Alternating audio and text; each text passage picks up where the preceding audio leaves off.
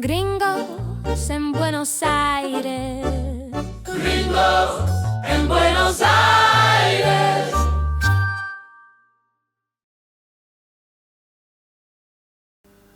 Welcome to another dose of the Gringos in Buenos Aires podcast, a podcast that brings expat life to you. We're here with someone who's back for another dose, Daniel Encel, our friend from down under. Hello, Daniel. Hi, Paul. Nice to see you again. Good to be back. Nice to see you again. How you been? I've been well. Long trip from San Isidro to get here, but I'm sure it'll be worth it. Well, you're a traveler. You just got back from somewhere really cool, I heard. Yes, I just got back from Malvinas. From the Malvinas. You were in the Malvinas. Yes, Islas Malvinas. Where do we start? Yeah, where do we First, start? Yeah, and please don't put a fat wow on me. no, first, Okay. we got to start from where. How did you get there? Okay, that's a story in itself. So what happens, there is one flight a month. One flight a month. One flight a month from Argentina. So there's two ways of getting to Malvinas by air generally. One is from UK air base in southern England. The other is from Punta Arenas in Chile.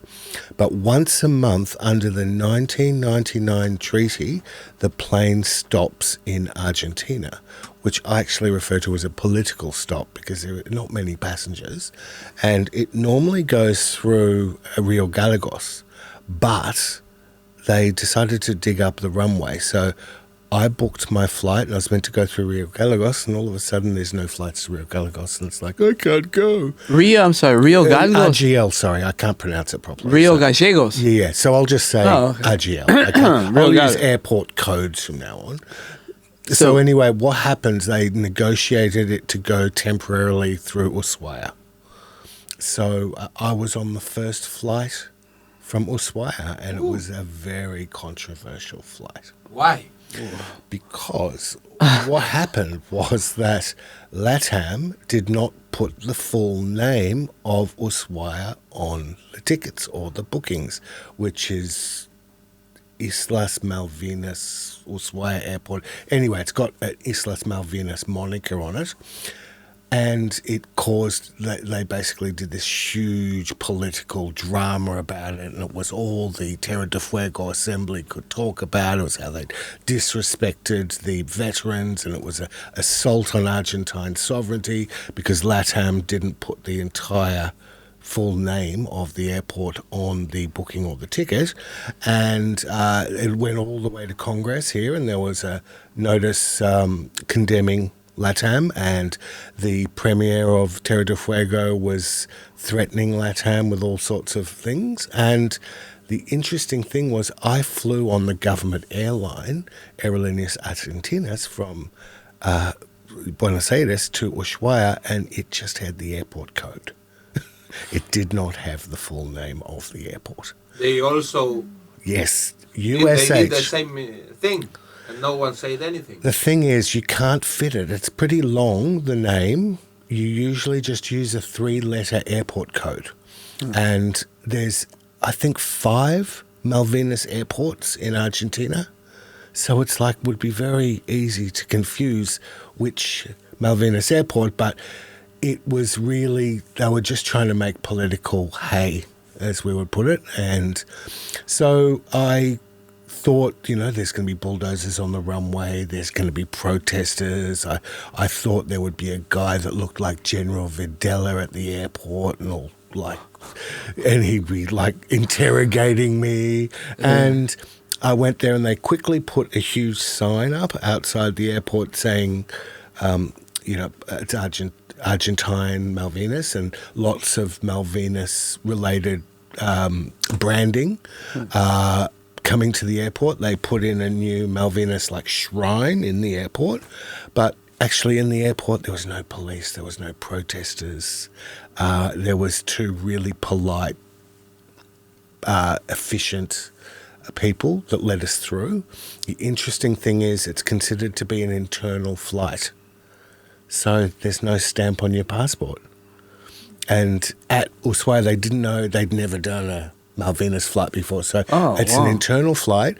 And what was really interesting was the people that went on the flight with me, and I'm doing a story on it. When I get back home, I've got to edit it. The crew. But, no, the Argentines that came with me. Were there a lot of passengers? No, there was like seven. Seven Seven passengers. So the plane had to stop just for those 7 passengers. And I got to speak to them, and they were from all over Argentina, and they were lovely people, and we sort of bonded as a group. So it was. So let me say, it was a flight from Chile Yes. to Ushuaia. So it goes from Santiago, then it goes to Puerto Arenas in Chile, then it stops in Ushuaia, and then it goes to what the Argentines call Puerto Argentino. Puerto Argentina. How long's the flight? Like an hour? An hour? No, nothing. Nothing. Wow. And it was the first flight From Ushuaia. from Aerolíneas Argentinas. That's the maiden No, voyage. no, it was with LATAM, but I flew to Ushuaia, which is a very hairy airport. Have you ever flown into that No, airport? I've never. It's on reclaimed land. You're surrounded by like snow-capped mountains. There's like one runway. and when the Chilean guy hadn't flown in before and he did what's called a failed approach. So because you've got to commit. And if you get it wrong, it's like you're over the edge. So he did this failed approach and flew around again. And then when we took off, he took it right to the end of the runway. Like, I've got this video and I'm looking down the cliff. Did they clap? No, they... Some Argentinians clap When the flight is landed. Yeah. So they were just very quite emotional, the Argentine passengers that went with me. And we Must have been a very select few. I mean, because not everybody. No, Argentines don't need visas. They don't need It's visas. very easy for Argentines to go to, if they're on the flight or they go through Chile, they don't need visas. I didn't know that. No, So you got to Malvinas. yes, I got You to arrived Malvinas. at the airport. Yes, What I was arrived. what was the feeling on the plane? What was the Well, it was the interesting sensation? because what happened was that they keep an eye on what's going on here. Like a lot of people, like, did you know about the Terra de Fuego business that so they know all about it, right? So there's this Facebook site that is dedicated to publishing every inflammatory bit of rhetoric that is said in Argentina about Malvinas, and they all read it. And I went on the plane with these Argentines and these old kelpers, that's what you call the original Falkland Islanders. They were glaring. If looks could kill, we would have like dropped dead on the spot. But most people are fine. And there was a lovely retired professor that came with us, and she was quite scared. I think she thought they might be cannibals and might want to eat her when she got there. And we got to the airport, which is an Air Force base, and it's like a shed, which is very strange. And I got out of the terminal, and I said to this woman, I found out she lived in Buenos Aires. She's basically Argentine. Dual citizen, and I said, look, I'm with a passenger, she's a bit scared about what's going on, could she hang out with you? And so all on the way back from the airport, which is a long way, she was talking in Pateño Spanish to this woman, and it was just, she was so happy and so relieved, and she couldn't believe it. So there's a lot of ties with Argentina there, but it's under the radar. And the place, the surroundings. Absolutely beautiful. Not like, it sort of looks like some places in Australia, the islands between Tasmania and mainland Australia. Also, parts of it look like New Zealand, parts of it look like, I guess, Scotland, the islands off Scotland. But they have these things called stone runs, which are like rivers and lakes of razor-sharp rocks. And I'd never heard of them, or I didn't know about them. And so, yeah, a really, really beautiful place. Where And did you stay? I stayed in sort of like a barracks. It was the cheapest place on the islands. Is it expensive? It's horrifically expensive. Really? Not Zurich expensive, but would be the second most. So it's like, do I have to sell a kidney to eat my dinner here? No, it wasn't that bad, but it was really expensive. But everything has to be brought in, and Argentina blocks trade. So there's no Argentine goods in the shops. They actively try to stop people trading with the Falklands. So everything really comes in from Chile or the United Kingdom. There's a boat once a month from Uruguay. So that's it. So it's pretty isolated and really expensive. But they have Spanish-speaking staff where I was staying. It's all set up. It's like a very Spanish language friendly environment. And I think that all of the Argentines that went there, I spoke to them when they came back and they said people were really friendly. And having been there, they felt that the situation was more complicated than when they first came. Did you have dinner at 9 o'clock? No. 9 p.m.? No. No, it wasn't. I was basically drinking with interesting people I met and stumbling home, to be honest. So, and one night I had some Malbec, but it was Chilean Malbec because you can't get Argentine wine now. So I missed my Argentine Malbec and I took a wrong turn and it started raining. And 6 kilometres later, I end up at so I saw, I think, every new house that's been built in Stanley or Puerto Argentino since 1982. So, yeah, it's changed a lot. But Did you meet any of the locals? Did you talk to any of the a lot of them. I did social history research. I met new people that have moved there from around the world. I met a lot of people that were there during the war. I met people like seventh generation people. People that, a lot of people that are really, really interesting people, really nice. So it was a lot different than I thought it would be. Must be rough to live there, though. Rough? It can't be easy living there because of the weather. And like you said, you can't get a lot of goods. True, and the wind is pretty incessant. Like there is just constant wind, and there's a shortage of fruit and vegetables there. So it was really tough, the fruit and vegetable situation. But Do people seem happy there? look, it's a pretty wealthy place. It is very well organised. It is clean.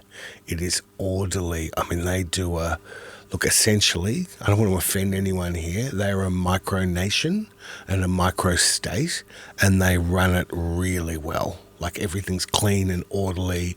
The fisheries, where they get most of their money from, is like world's best practice in fishery management. But I get the impression that every single person that was alive during the conflict has post-traumatic stress. Like the entire society was affected, and it's very rarely talked about. They talk about the battles between the men, but they don't talk about how an entire society was traumatized. And these people were pretty innocent. Like there was drunken disorderly, those sort of crimes. There was no theft. There was no sort of real crime, and they were so isolated. And all of a sudden, they had thousands of troops fighting, and I don't know that they've really got over it. Like they're a lot wealthier now, but I think the war has left sort of psychological scars on everyone. Yeah, well, that happens everywhere. Yeah. In any nation that experiences a war. And incredible. Incredible. Yeah, so there's a lot of wealthy people, you said. Well, yes, it's a wealthy, it's a really wealthy, because they've managed it really well. I think it's not like punctually wealthy people, like the place is wealthy. It's like a micro country, like a Vatican, sort of. You are close to Argentina, but you are funded by the United Kingdom. That's not actually true. The United Kingdom doesn't give them any money at all. Nothing. Zero. Totally. How are they linked with England? I don't know. They protect them from Argentina. That's it. That's So they they are self-governing, completely self-governing. Argentina refuses to negotiate directly with them because they call them squatters. And so Argentina will only negotiate directly with the United Kingdom. So therefore, if Argentina would negotiate with them, the UK wouldn't need to do anything in terms of foreign affairs. They have defence because obviously a population of 3,500 can't defend themselves against Argentina. So that's basically it. But they have complete self-government apart from that. So, and they have a distinct identity. So if you say to them, "What are you?" It's like, I'm a Falklander. They will say, "I said the F word," and they'll say, "I'm a Falklander," but they are ethnic British. But you have people from all around the world now. So after the war, people, because there just weren't enough people to rebuild, people came from all around the world, and now there's, I think, 70 different ethnic groups there. Really? And quite a few Argentines. And they try to stay under the radar, and I got to talk to some of them, and they don't like, they're very discreet because, but in the referendum, when 99.8% of people voted to stay self-governing, not to join Argentina, they know there was 2 people that voted against. Only 2 people. And they know who they are because it's small. Yeah, mocked. But this is something, I don't want to freak anyone else here. All the Argentines voted against it, like everyone. Seeing what you saw being there, what would you say it will happen next years? Look, I know what I want to happen. I love this country, and it's in a political cul-de-sac with these islands, and I did conflict management theory at university, and I've used it actually in family quarrels. It works really well. And the first thing you do in conflict management theory, you don't talk about the war. What do we agree on? Right? And the first thing, well, there's an agreement among honouring the dead, and there is cooperation between the governments on graves and access for soldiers' families. The second thing is fisheries. You share a fishery, and Argentina will not cooperate with... I'm sorry, I don't know what it is. A fishery, where fish are... Fish where the fish grow. Yeah. So that's the second thing. It's like, I wish Argentina would join them in managing together and sharing research, just as not political as science, and for the planet and for the environment, because there is this giant army of Chinese fishing boats that hangs outside the Argentine territorial limits and comes and steals. They just sweep the ocean like a vacuum cleaner. Chinese. And together, if they work together, I think something could be done about this. But the fishery stocks, I'm hoping things like that, and where areas of common interest, and maybe leave the sovereignty thing and just focus on and managing the environment as well. So, yeah, I hope things move. And I want to see Argentine fruit and vegetables in the supermarket there. I want to see like world-class hospitality people, which are in this country, serving there. Look, I think the people from Zimbabwe are great, and they were really good, are good at what they did and whatever, but I'd like to see like Argentines working there. And it's just not possible at the moment because of the political situation. So just start with the environment and common things, and maybe in the future, but the way things are going, the way it's done in Argentina is like in a dead end, and there's just, it has to change its attitude. If I could say, Javier Milei, and I'm not going to say, whether I think he's a good guy or not, but he said made some compromises, and so did Diana, Italy's foreign minister. They got into big trouble for that. And as soon as his polls went down, now he's, I would say, drinking the Malvinas Kool-Aid. He's back in the air, waving the flag and everything.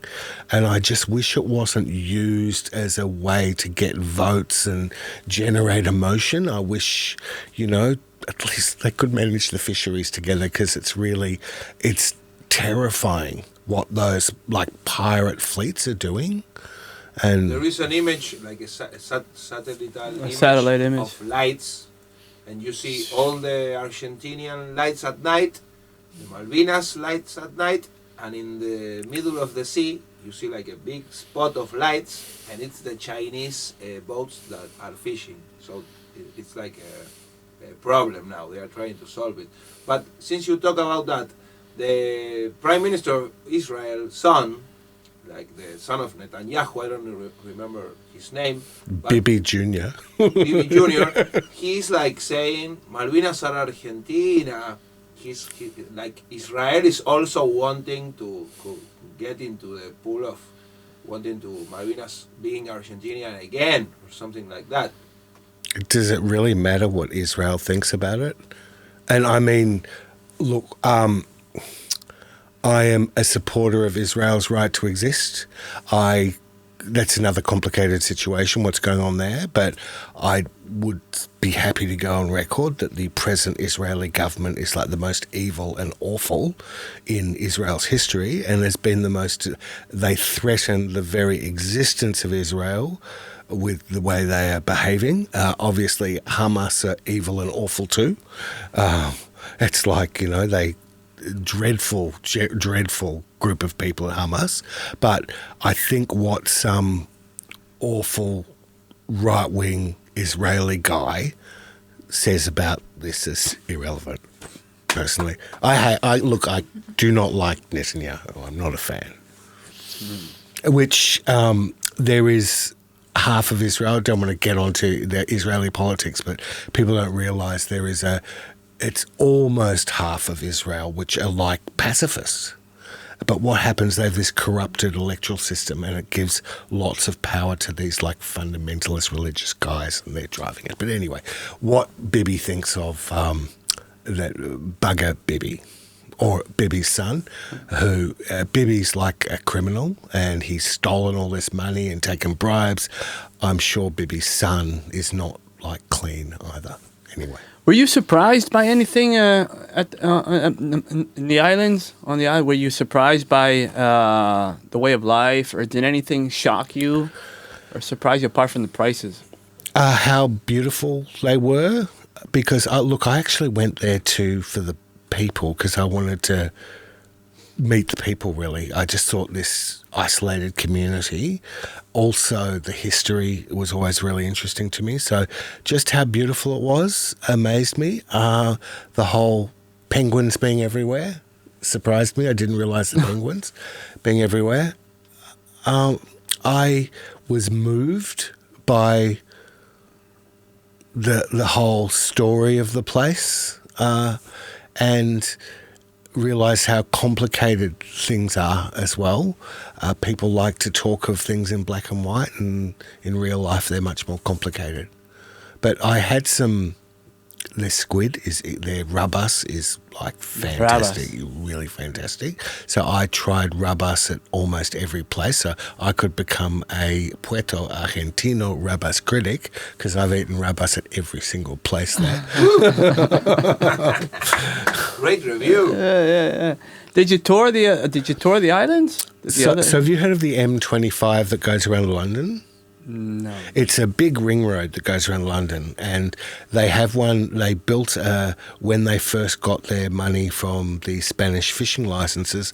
They built it, but they never had roads before, so there were no roads. And so they built this road, a ring road around the island, which they call the F25. It's like a joke. Uh-huh. And so I hired this monster truck thing, and me and this guy from Crete drove around the whole of East Falkland, and had a great time. It was spectacular, and we stopped at Goose Green and Port St. Carlos, and we went to the Argentine cemetery, and so I got to see it, which was really, really beautiful. And this amateur ornithologist took us to the penguin colonies there, which is unfortunately being wiped out by bird flu. Ooh. So, yeah, that was another thing. When I stopped at Ushuaia, I bought all this cold weather clothes, and I was in a T-shirt in Ushuaia. Huh. Global warming, it's like the front line down there. I shouldn't have been in a T-shirt, surely. And I didn't know, but 20 years ago there was a glacier at the top of the street in North Ushuaia, you could walk from central Ushuaia and there was the Mitchell Glacier and you could go and see it. It's gone. And, I'm in a T-shirt. And at Stanley, Puerto Argentino, it was like I was in a T-shirt at times, like there was a strong wind. The rain, like it stopped. The rain is far less than it used to, so they've had to abandon agriculture on quite a lot of the islands. There's simply not enough water to support it. So I saw it in Ushuaia and I saw it at Malvinas, just the effect of global warming, and it was absolutely terrifying. That's sad. I'm shocked. Yeah, it's sad. That's sad. Would you like to go back? I'd love to go back. I'd like to have more money to go back, but it'd be great if I could take a... I would like to visit the Malvinas. Yeah, look, it is really somewhere amazing. So you're saying anyone can go? I could go. Yes, you he can could go. go. Yes. You He only could have go. to have a lot of money. You got to have a lot of money, and you have to fly to Ushuaia. Ushuaia's only till RGL's airport's cleaned up, or you can go through Chile. But I'm living in Buenos Aires, so I wanted to go. I wanted to do that flight because it's such an interesting flight, and this once a month flight from Argentina. So, but the rules are with flying in, you don't need a visa if you're from Argentine citizen. You have to have private medical insurance with hospital evacuation policy. That's the most amount of money thing that. Yeah. And you have to have a return ticket. You can't live there if you wanted to stay there. Oh no! If you go there, you besides strictly as a tourist, you must have a job. There must be a job lined up and probably accommodation lined up, and there's not enough houses. So it's like housing is a big problem there.